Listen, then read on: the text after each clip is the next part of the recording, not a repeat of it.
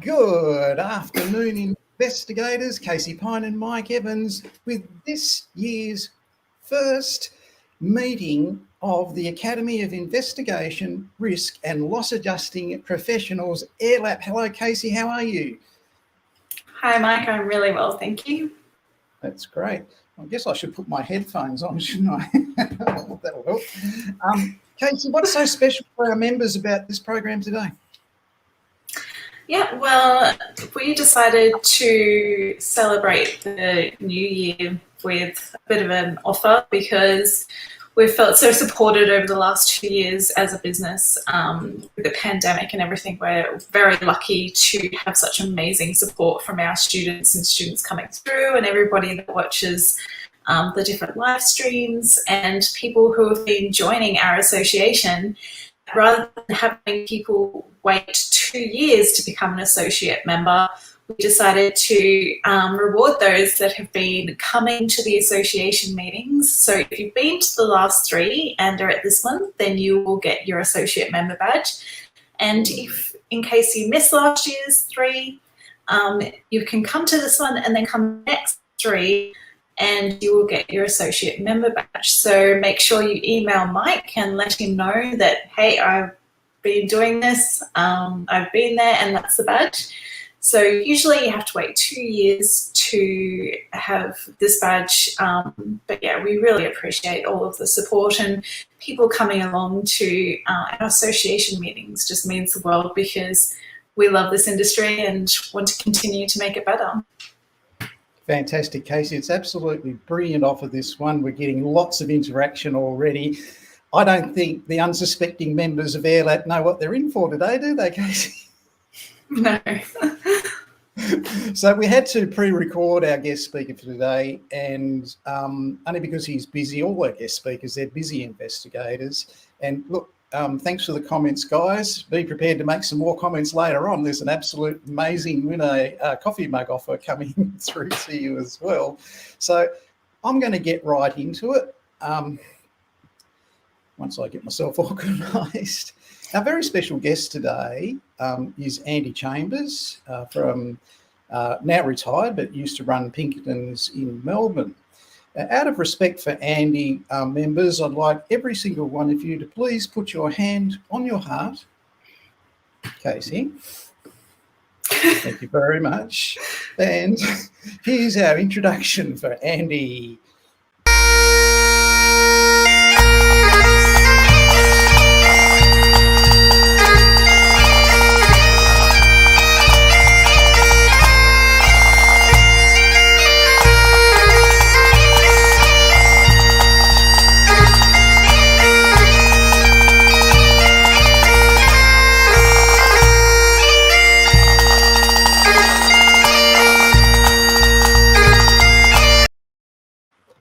Gets me every time I hear those blocks. I just go, oh God, it just gets me. Here we go. I better bring it in. We've only got 30 minutes, so here we go. Meet Andy Chambers. As soon as I can find the video file.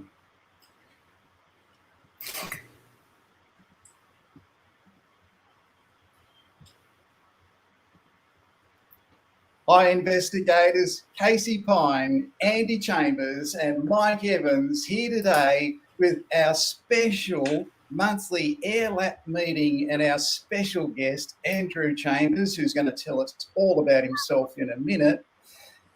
But before we do that, I've just got to welcome everybody to our first meeting for 2022. We're going to be having one every month as a positive community outlook in the investigations industry through the Academy of Investigation, Risk and Loss Adjusting Professionals. People, he's been in Australia since 1981. He's established one of Australia's most efficient and popular investigation agencies. Just like some of the other great things to come out of his homeland, Bon Scott, golf, trout fishing, and Rod Stewart, we have with us today Mr. Andrew Chambers. Welcome along, Andy. Thanks very much indeed. What a lovely welcome, and thanks for the comparisons, although I think they're way above my league. I'm sure you could match it with Bon Scott on the bagpipes, mate. I don't doubt that for a minute, and you'd be very good at golf and trout fishing too. Tried them all. So without further ado, Andy, what we've done is we've put a few questions together that we'd like to ask you, if that's okay. And Casey will run with that, and I'll disappear for a minute and just let you and Casey have a chat, if that's okay. Absolutely, not a problem. Hi, Casey. Hi, Andy. Thank you so much for joining us. We really appreciate it. It's a pleasure. So, Andy, why did you become an investigator? Well, as Mike mentioned in the introduction, I arrived here in 1981. I was in my mid-20s, and I had just passed an exam to join Strathclyde Police in Scotland. I got the opportunity to come to Australia, and I went straight. I arrived in Sydney, and I went straight to the Federal Police and applied to join them. During my interview, I was informed by a really friendly police officer that I would have to wait 2 years to become a citizen, as I was a permanent resident. And we got on very well. Ended up going for a beer at the end of the day, and when we departed, he slipped a note into my pocket, which was the name and address of an investigator in Sydney, and I took a job there, and the rest was history. Wow, sliding doors moment. It certainly was, and it was good because the police officer, while we were having a beer and a chat, I think what he was doing was just assessing me to see if I had what it would take to become an investigator. So he was actually interviewing me for the job, and then he phoned his contact and basically said, "Look, give the guy a go," and that's what happened. Wow, that's fantastic. And what do you think it takes to be a good investigator after all of your years of fantastic experience? Oh, look, ultimately, it comes down to what the client wants and how you satisfy the client's needs. But from a basic perspective, I think when I came to Australia, having been brought up in Glasgow, I was streetwise. I had an inquisitive nature, and I could a teacher saying, "Stop asking questions," and I was always wanted to know more about a subject, more about what was going on. So with those basic traits, and then with developed communication skills, and basically inward perceptiveness, they're the basics to get you started. Then you need, a good mentor and experience. You can't just do it overnight. You can't become a good, solid, professional investigator overnight. It just doesn't happen that way. Yeah, absolutely. And you just mentioned a mentor. Do you think it's important to look for a good mentor? Yeah, it's critical. Okay. Look, there's a lot of good investigation companies out there, some real good, solid professionals that have been in the industry for a long time. If as a young investigator coming through, you can attach yourself to one of those types of people, they'll give you guidelines. I mean, I was lucky that I had an ex-ASIO chap, an ex-military guy, and a gentleman who had been the head of global risk for one of the major banks. And all three of them taught me different skill sets, from proper report writing to communicating with a client to doing the basic investigations on a job prior to even starting, doing the background. So those guys stood me in good stead for the future. And to this day, one of them unfortunately has passed away, but to this day, I'm still talking to two of those guys. One lives overseas and one lives in Melbourne, and they're still up and about. So I was very, very fortunate and always grateful to them for the help they gave me. So it is important. For all the younger people or the people listening that are thinking about becoming an investigator or have just become investigators, latch on to somebody and don't be scared to ask them and hassle them to get what you want from a conversation. That's fantastic. I'm sure a lot of people appreciate hearing that. Well, there'll be a lot of senior people saying, "Oh no, I don't want to help." But really, at the end of the day, you know, in some ways, if you're running an investigation business or you're an owner, it's your responsibility to help bring them on, because the more you bring on an investigator, the more you'll get out of them, and the more it will benefit you in the long run. So it's a two-way street. Yeah, that's fantastic. And that kind of builds on my next question is, how do you build a profitable investigation business? Cool. Well, that's interesting. Question. Yeah, I'm thinking about that one. But look, I remember I had a friend that said, "I'm starting my investigation business." I said, "Good luck." And he said, "How long before you think I'll be making decent money?" And I said, "Well, it depends what you think by what decent money is." But I said, to build a good client base, I would say it takes a minimum of 5 years, at which point he nearly fell over. But yeah. I found that the secret is it's great to have good slideshows and professional presentations, and you can go before a group of lawyers. You know, if you can get some of the big companies together and you get 10 lawyers in a room, or some of the banking organizations or the mining companies will listen to presentations. Mm-hmm. But maybe 1 in 20, 1 in 30 may be semi-successful. I've found that the best way to build a business is by personal referral. So the secret is to do a very professional job for a client. He in turn will talk to another member on the board and mention what's been done, and they'll then come to me and ask me for help. Usually it's a personal problem to start off with, and obviously people don't like to talk about their personal problems in public, they're discreet.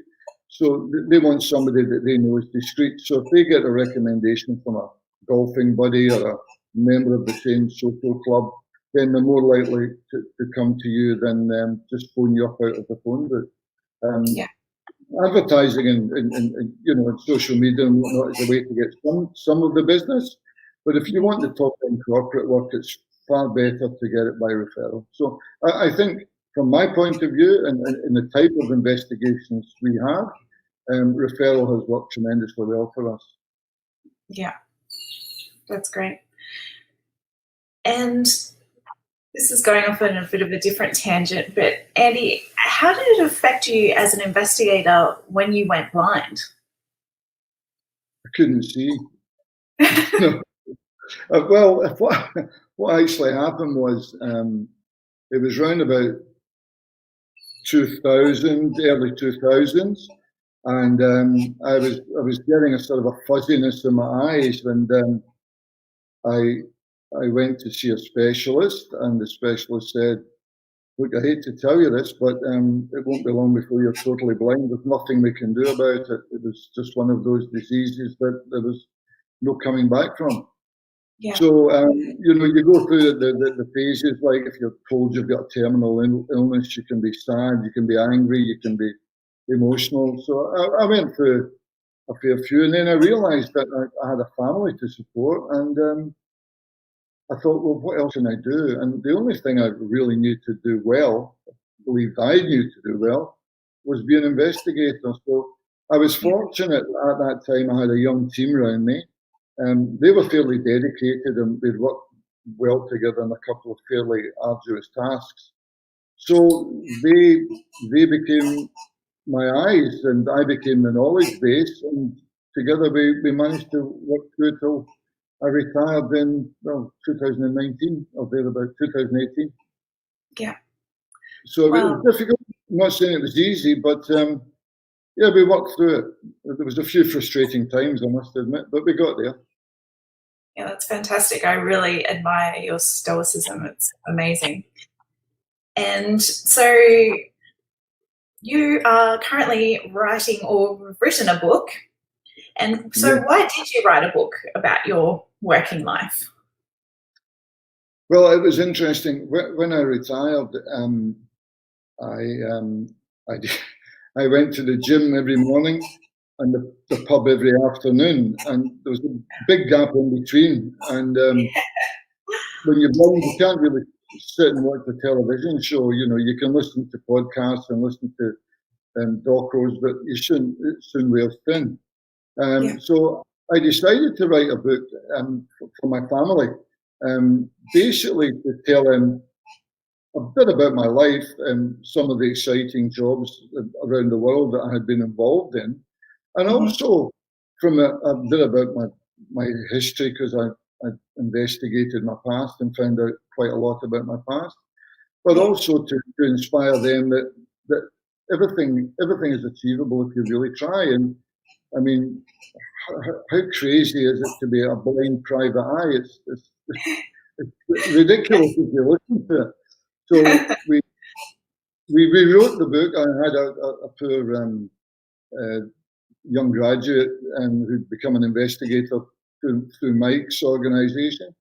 She typed the book, and we read it, and some of the family read it and said, "Look, this is good. We like it. You should put it to print." And I kind of half approached a publisher, and they seized on it, and they said there hadn't been many books of this type written, and so they're going to go ahead, and I think it's going to be published and released by, I think, Father's Day this year. This year now, yeah. It was next year, but it's this year now. So yes, we're just about to get it underway, and we're going to start printing it, I think, in the next month or two. That's amazing. I can't wait to read it. It's just one of those things where we're in that industry where it is a private industry, and there's just not many books out there. And I'm just so grateful that you're writing a book and you've got all of your amazing stories from your life to add to the interesting jobs and your stoicism and your knowledge. It's fantastic. It'll be great. It's been written with a little bit of a sense of humour, and I hope that anybody who reads it isn't dismissive of me because I've got a sense of humour. But in this line of business, you see some tragic things, and you've got to have a sense of humour. I think it helped me to have a sense of humour to get through it, especially when I lost my vision, and you know, people would describe things to me, and I had to quickly work out the best way to present the result to the client. So it's ups and downs, it's tragic points, it's happy points, and I think it's a fair insight into investigations at the, you know, the partnership, husband and wife level, work cover level, and also top end crime and sex trafficking of children and whatnot. So it covers a fairly broad spectrum, and that's why we decided that it would be better to make each chapter different. Yeah, that's amazing. Well, you'll definitely have to keep us updated about the print and when it's printed, and really looking forward to it. And I'm sure a lot of people that watch this show will grab a copy as well. Well, I might even give Mike a signed copy. Sure, he'll appreciate that. Sure he will. Fantastic. Okay, well, that's all the questions I have, and I know that we will definitely get you back on and pick your brain even further. So thank you so much for your time today, Andy. I really appreciate it. Listen, it's a pleasure. It's the first time we've spoken, and hopefully we'll talk again in the future. Thanks so much for having me on. I appreciate it. And first, and lastly, I'd like to say good luck to all those young investigators out there that are just coming out and getting into the workforce. Good luck to you all. Yeah, that's great. Thank you. Thank you. Andy, just a couple of things. What you said about people have personal tragedies and personal issues when they come to an investigation agency. It's amazing what you see that repeats and repeats over and over again. But what we're seeing coming out, and especially Casey's side with what she does, is an enormous amount of people being ripped off through Bitcoin and cryptocurrencies, that sort of thing. And it's forever evolving what we do, because the police aren't interested in you losing, you know, $100,000 worth of Bitcoin in South Australia if you lost it in Czechoslovakia with an investment over. They can't do anything. So that we're finding that they're coming to us as private investigators because the police can do nothing. So that's been a really interesting development in the last 2 years, and Casey's seen it firsthand, haven't you, Casey? Yeah, it's kind of devastating to hear some of the stories because they're very sophisticated. It's just a new level of fraud that I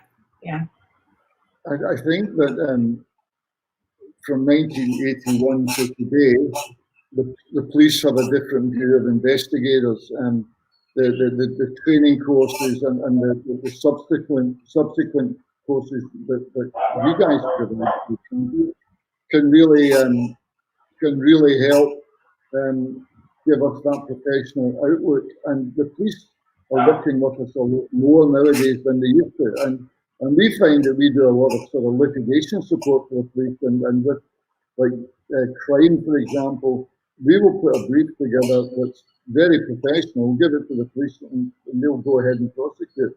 So we find that most police departments nowadays will work with us rather than in the old days they would look upon us and say, "Oh, no thanks." So that does alter things a lot. And one of the things as well is that I've heard it so many times from so many clients.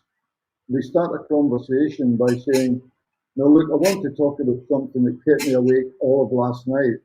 So it's the things that keep them awake at night they come to the investigator for. And that's why the book is called Problem Solved, because basically an investigator will solve the problem. Yeah. And with the loss of money like that, $100,000, you've got to ask yourself, well, could that person afford to lose the $100,000? If they could afford to lose the $100,000, how much are they prepared to pay to get it back? Mm-hmm. And first of all, you do the due diligence to see, is it even worthwhile going forward to try and get it back? Or can you get 5 or 6 or 7 other people who have also lost a lot of money, and then you work as a cartel for all of them? But it's a very, very interesting point to make, and crime's definitely changing very rapidly. Yeah, that's some fantastic points. Andy, to celebrate the establishment of your book, we've brought out an Australian Security Academy coffee mug. It's a replica coffee mug to celebrate your book, and we're going to actually give one away to someone that's watching today. These are very expensive coffee mugs. I think they cost me about $23 each and $15 to post, so I'm very frugal about how I go about it. So I've got one and I'm holding it up so people can see it, and I've put up a few photos of it. We've called it our coffee mug so we don't rip off the book's name, which is Problem Solved, the Blind Investigator. We've called the coffee mug Insight, the Blind Investigator. If you'd like to win this coffee mug, put in the comments over in the comments section, "That was great, Andy," and I'll send you a coffee mug. That's only for people that do it today. First of all, should I salute you? Say thank you, but there's always a word out there that the Scotsmen are mean, miserable people and tight with their money. Mike, I think you wouldn't have had one printed. I'm sure there's more you could give away to the people. No, that'll cost me a fortune, mate. How many do you want to give away? I think we'll give away 10 or a dozen. I think that So on behalf of Andy, anybody who out there, if a dozen of you want a coffee mug, type in the comment section, "That was great, Andy," and I will send you at my expense if I'm still in business, thanks to Andy. Oh, great, mate. Really. And don't worry, guys. He'll get his pound of flesh from me at some stage. I know that for sure. Cancel all future appointments with Andy Chambers, please, Casey. Take back my dollar. All right, I'll honour Andy's offer. Anybody who types in the comment section there, great work, Andy. Send me your postal address. This is just for people that do it today. It's not in the replay. I will send you an Australian Security Academy Insight, the Blind Investigator coffee mug which these are great coffee mugs. They are waterproof to 10 fathoms. You can use them to send Morse code. Hear that? They're very good for sending Morse code. And if you need to escape from cable ties, just smash it and cut your way through the cable ties. So very handy little private investigator accessory that Andy's just given away 12 of at my expense. And let's hope the whole switch there as well. Yeah, you'll be hearing from my solicitor. Take care, guys. Now, just one more question, Andy. Yeah. Today you still have an overseeing role in investigation. So even though you said you retired, you didn't really fully retire, did you? Well, look, I'm basically out of it. It's an interesting point, though. My son took over the Pinkerton side of the business, and that's the first time there's been a father and son relationship in Pinkerton since, I think, 1850, when the original owner, Alan Pinkerton, handed the business over to his son. I think it was Robert Pinkerton, way back in the day. So it's been 150 years of the organisation since a father and son team ran the business. So he's wow, basically that's amazing. Yeah, I've stepped off the side. So your son Adam, who's been involved in that business for quite some time, what's his role now, please, Andy? Well, he's funnily enough, he's just been appointed. He was the managing director for Australia, and he reported to the regional director in Singapore. But what happened yesterday, I believe, was he was given a promotion, and he is now the regional director for South Asia, Australia, and the Pacific Islands. So he's got that job, and there's an American chap who's become the regional director for North Asia. Yeah, that's fantastic. Congratulations, Adam, and congratulations, Andy. That's amazing. Yeah, I'm sure he'll be happy wherever he is. You won't be seeing much of him, I don't think, with that responsibility. That's great. No, that's really good news. I don't know whether his wife's happy or sad about that. I'll have to have a chat with him. It was nothing to do with me, so I'm out of jail on that one. Yeah, you're just too busy giving away expensive coffee mugs to be worried about promoting people into busy jobs. I know that. Yeah. We'll get on to the crystal glasses next, mate. Yeah, exactly. Andy, it's always a pleasure. It really is great to see. I can't overemphasize, if you haven't got a sense of humour in this industry, like Andy said, you are really going to struggle with it. Whenever I go to visit Andy in Melbourne and his team down there, the red carpet rolls out and there's more time spent laughing than there is doing business. And it's just a great pleasure to see that.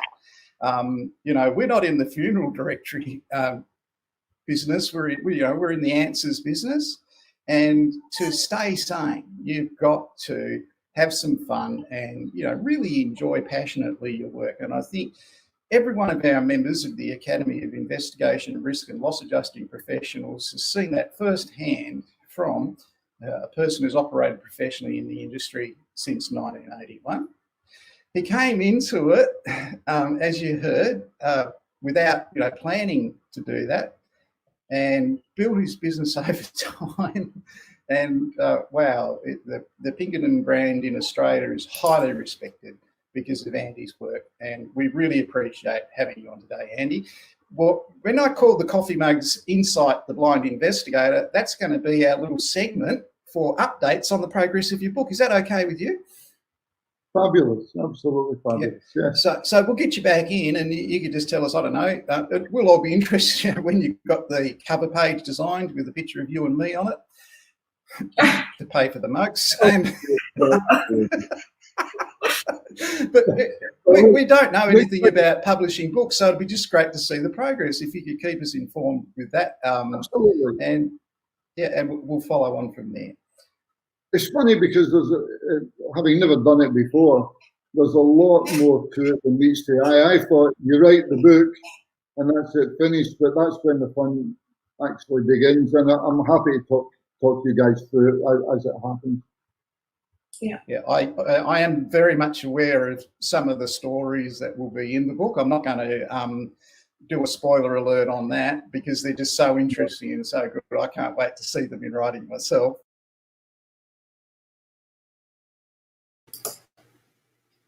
Hang on, Mike, you're muted. Sorry, I got it. Okay, we'll see you over at Spy Curious, people. Thanks very much, Andy Chambers. That was amazing. See you in the next program in 2 seconds.